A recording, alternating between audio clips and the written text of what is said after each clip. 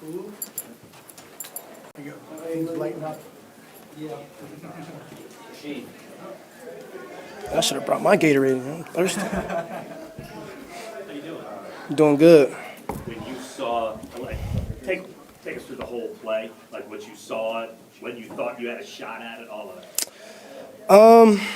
Literally, we're playing the call, first of all, and then I think it was Brian that forced the fumble. And then I seen it bobble, like, behind a lineman, and I just seen it, like, open grass. So I just picked it up and just run for my life, so. Beg off kickoff coverage on the next. Say that one more time? Were you on the kickoff coverage? Yes, I was on kickoff too, so. Oh, after that play, no, I had to take that one. I was like, hey, hold on. Nah, yeah. How did that go about? Did you just tell them I'm winning? Nah, they know. They play football. You know how tired it is. I'm just glad they gave me the playoff so I can catch my breath a little bit and able to get back on the field a couple plays after that. So. As Justin came out and then we had the fumble recovery, you almost had a fumble recovery, Bird just broke up the flick. Just what does that say about the depth that you guys have in that room? Says a lot. During the week we always preach. The ball is the most important thing in football. And like you said, we practice turnovers and practice and drills and team periods and stuff like that. And you go out there, you talk it, you preach it, and then you go out there and you fly around.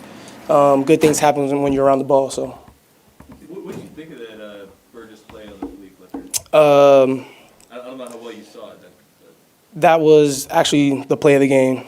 If you guys, really watch football, that saved the whole touchdown, and that's a big play by him. It might not be in the papers, but that's probably like the biggest play in the game. So. It'll be in the papers. Oh, I hope so. It needs to. So, 'cause that saved us for sure. So.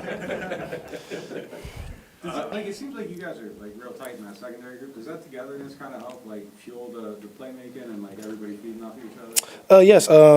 You hang around with your teammates off the field. That builds chemistry within the room, and you laugh and you communicate. When we watch film and stuff like that. And like you said, everybody, you never know when your time is up. So we always make sure if you're not starting that game and if something happens, football's weird, so you don't know when it's your opportunity to go in, and then make sure you know what you're doing out there. So that says a lot just in the room that we're all paying attention and being ready. What's the conversation like before the turnaround happens, right? There's two opening touchdowns on their possessions. What's the conversation like amongst all of you on the defensive side about kind of taking control of that and staying calm in that situation? Like you see, the first few drives, going against the offense, is the hardest drives because you don't know what you're going to get. And then once you start getting used to, the play calling they got going on, then, you get on the sideline, you communicate, you just talk you just calm down, communicate, and let's go get the ball. And like I said, good things happen when you're on the ball and everybody's flying to the ball. So. Who's kind of the calming presence in a situation like that? For sure, DeMario. It might seem calm to him, but he's definitely yelling. So, but yeah. How hyped was Justin for you after the game? Is there kind of like a proud dad energy going on there? Oh, no, for sure.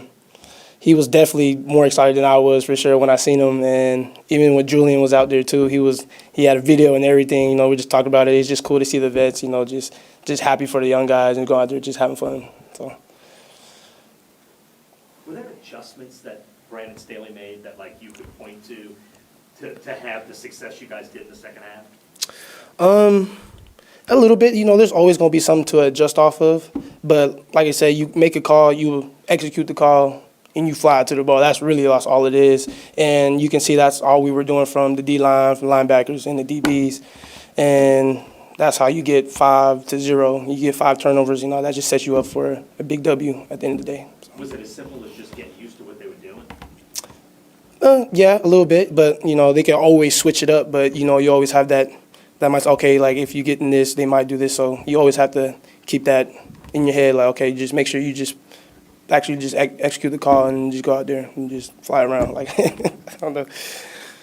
You just mentioned DeMario, but for him and Cam to also make plays Yeah. today and, you as the younger guys follow suit in that, how special is that? Like you say, it always starts, especially up front. The front seven is what drives us to go out there and just play fast, because when they're dominate the O-line and they're getting sacks and strip sacks, them getting tackles and stuff, that hypes us up and that creates opportunities for the secondary to go out there and get picks and fumble recovery. So. You mentioned flying around a couple of times. Do you feel more free to do that in Staley's scheme, or rather, does Staley's scheme open you up to be able to? For sure. Your eyes is more on the quarterback and backfield, and you get to see more, and you get to play a little patient. So, like, you don't just got to, oh, this is my man, and stuff like that. So, definitely gives you a leeway of, like, okay, I can break on the ball faster than the previous scheme. So, yeah. Did you make a Kool-Aid getting 2 picks today? I picked number 1 and 2 in his career, so. I'm very proud of him. It's a big thing, to get your first INT, especially in the NFL, but then to get 2 in one game. Definitely, like, I know I heard you guys talking about where is he going to put it.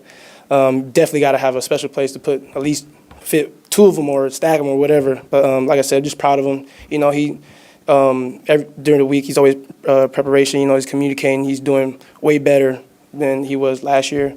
So big proud of him. So. Did you keep your fumble recovery goal? Oh, for sure. Oh, that's coming on with me. Yeah, I need that. Yeah. You got a spot for it already? Oh yeah, for sure. Did you ever have a sleep in school? No, or like you talking about like. No, didn't have one in college, but this would definitely be my first one since probably like high school. So that's definitely a big deal for me. So like I said, I'm just proud of myself to go on there and having the opportunity to go get it. So. It's been 300 days since y'all won.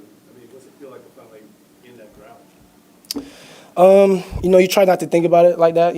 Like you have a new coach, new team, new atmosphere, new players. You always come in like. Just trying to get that nasty taste out your mouth, like, oh, I'm just used to losing, none of that. So it's just like it's the next right step. It gives us confidence from coaching staff and also as players. So this is, like I said, it's the next right step, and let's just keep it going. What was the post-game locker room like? Oh, definitely. It's been a while since we had the fog and music playing and stuff like that. Almost forgot how that was. So. To actually feel that and seeing Kellen Moore, he's a humble guy. So you see him smiling and, just getting with the guys. So that was pretty cool, for him to actually experience that, like we used to do in the past. So I appreciate you.